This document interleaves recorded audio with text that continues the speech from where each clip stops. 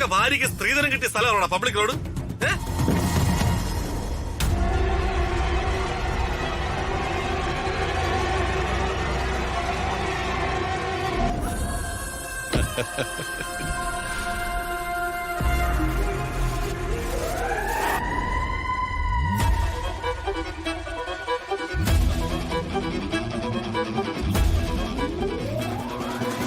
പണിയാകും. മട്ട് കണ്ടിട്ട് ഇവനാള് ഭയങ്കര. ഞാനിന്ന് ഇവിടെ കിടന്ന് ശരിക്ക് വാങ്ങിക്കും.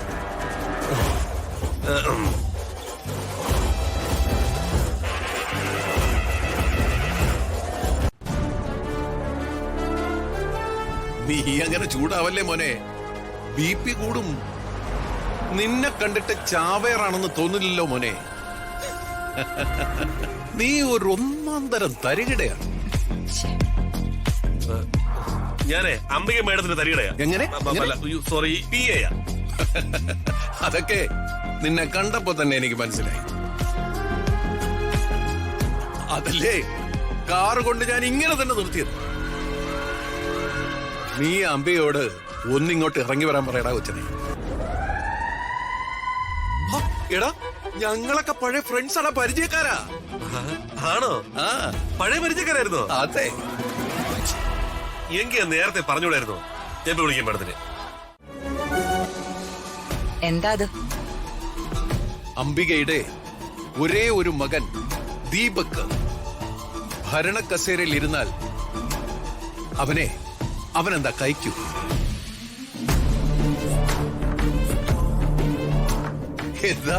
എന്താ അംബികയൊന്നും മിണ്ടാത്തേ? അല്ല, അതൊക്കെ നടക്കുന്ന കാര്യമാണോ?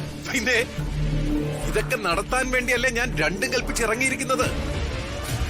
ഈ ഡീല് അംബിക സമ്മതിച്ചോ ഇല്ലയോ എന്നാണ് എനിക്ക് ആദ്യം അറിയേണ്ടത്. അത് ഞാൻ പറയാം. ബാക്കി കാര്യം കൂടെ പറയൂ. അംബിക തെറ്റിദ്ധരിക്കൊന്നും വേണ്ട. എനിക്ക് ഭരണവും കച്ചവടവും ഒന്നും വേണ്ട. പക്ഷേ ഭരിക്കും ഞാൻ എല്ലാവനെയും. പാർട്ടിയും സംസ്ഥാന ഭരണവും എന്റെ കീഴിലേക്ക് ഞാൻ കൊണ്ടുവരും.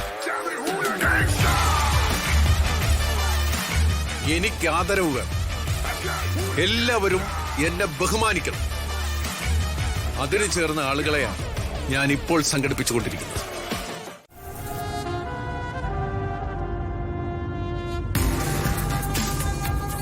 ഇവർക്ക് എന്തോ ഒരു കോളത്തെ ലക്ഷണമുണ്ട്. ഇവരുടെ മുഖം കണ്ടാൽ അറിയാം. ജയ, ഞാനിപ്പോ സംസാരിച്ച ആളെ ജയൻ അറിയാമോ? ആദ്യം എനിക്ക് പിടിയിട്ടില്ല മേഡം. എന്റെ കാറ് കയറിയപ്പോഴാ ഞാൻ ഓർക്കുന്നത്. ഇയാളെ കുറിച്ച് എനിക്ക് അറിയാം, ഒത്തിരി കേട്ടിട്ടുണ്ട്. പഴയ ആ പാർട്ടി സെക്രട്ടറി അനന്തപിള്ള അല്ലേ? ആ, അതെ അതെ. ഇയാളെ പണ്ട് അറിയപ്പെട്ടിരുന്നതേ ആനെ വിഴുങ്ങി അനന്തപിള്ള. മഹാതാപ്പാനേ മേഡം. അതെന്തെങ്കിലും ആവട്ടെ. ദേ, മറ്റൊരാളെ ദുഷിച്ചു പറയാൻ ജയന് വലിയ മിടുക്ക. അതൊന്നും വേണ്ട കേട്ടോ. അതൊന്നും അത്ര ശരിയല്ല. Sorry madam. ആ ആനെ വിഴുങ്ങി അനന്തപിള്ള ഒരു വലിയ മനുഷ്യനാണ്. ഇത്രയും നല്ലൊരാളിനെ ഞാൻ നേരിട്ട് കണ്ടിട്ട് പോലുമില്ല. മതി മതി. ജയനെ വകതിരിവ് തീരെയില്ല. ഇങ്ങനാണോ ഒരു ബോസിനോട് കേവലം ഒരു PA സംസാരിക്കുന്നത്? I am extremely sorry madam. ആ, തൽക്കാലം വിട്ടേക്ക്.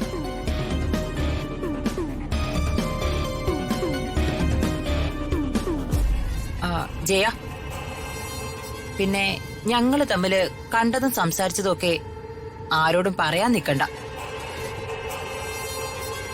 ഇതൊക്കെ പരമരഹസ്യമായിട്ട് സൂക്ഷിക്കണം. ശരി മേഡം. ആ, ജയൻ ഇങ്ങനെ വെറും അമ്പലക്കാളെ പോലെ നടന്നാ മതിയോ? എന്തെങ്കിലുമൊക്കെ ആവണ്ടേ? വലിയ ആളായിട്ട് മാറണ്ടേ ജയ?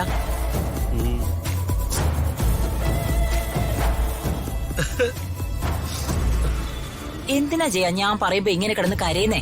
ഭാഗ്യം വരുമെന്ന് കേട്ടപ്പോ കൺട്രോള് പോയതാ മേഡം. ആ, എത്രയും പെട്ടെന്നേ താനൊരു ഡോക്ടറെ കാണണം. സൈക്കാട്രിസ്റ്റിനെ കണ്ടാ മതി.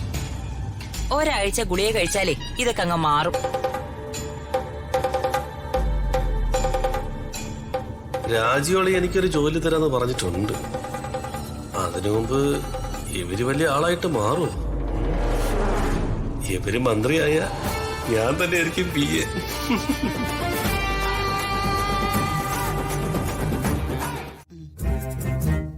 മറ്റുള്ളവർക്കിട്ട് വെക്കാനുള്ള പുതിയ വേലയല്ലേ?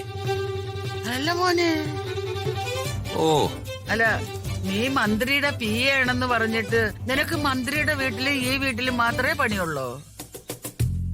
ആ മന്ത്രിയാണെങ്കി നഞ്ചു തിന്ന കൊരങ്ങനെ പോലെ ഇങ്ങനെ ഒരു ഉത്തരവാദിത്വം ഇല്ലാതെ തുള്ളി തുള്ളി നടക്കുക. നിങ്ങൾ അമ്മായിയപ്പനും മരുമോനും സർക്കാരിന്റെ കാശ് മുടിപ്പിക്കുവോ? അളിയന്റെ അമ്മ ഭാരിച്ച കാര്യങ്ങളൊന്നും ആലോചിക്കണ്ട കേട്ടോ.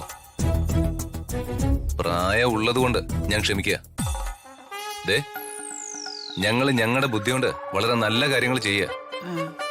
അളിയന്റെ അമ്മ വക്ര ബുദ്ധി കൊണ്ട് ചെയ്യുന്ന കാര്യങ്ങള് എന്തൊക്കെയാണെന്ന് അറിയാലോ? ഇങ്ങനെ 4 നേരം ഓസിന് ഫുഡ് അടിച്ച് നിൽക്കാതെ എന്തെങ്കിലുമൊക്കെ പണിയെടുക്ക്. ഇങ്ങനെ കണ്ടവന്റെ പരദൂഷണം പറഞ്ഞിരിക്കാതെ കട്ടിയായ ജോലി ചെയ്യും. അയ്യോ, ഞാൻ പരദൂഷണമൊക്കെ നിർത്തി. ഇപ്പൊ ദൈവിക കാര്യങ്ങളാ ഏത് നേരവും പറഞ്ഞുകൊണ്ടിരിക്കുന്നത്. പിന്നെ ദൈവിക കാര്യം, നിങ്ങളെ ഞങ്ങൾക്കിട്ട് വെച്ച ചതികളൊന്നും ഞങ്ങൾ അറിഞ്ഞില്ലെന്നും അറിയില്ലെന്നും നിങ്ങൾ കരുതരുത് കേട്ടോ.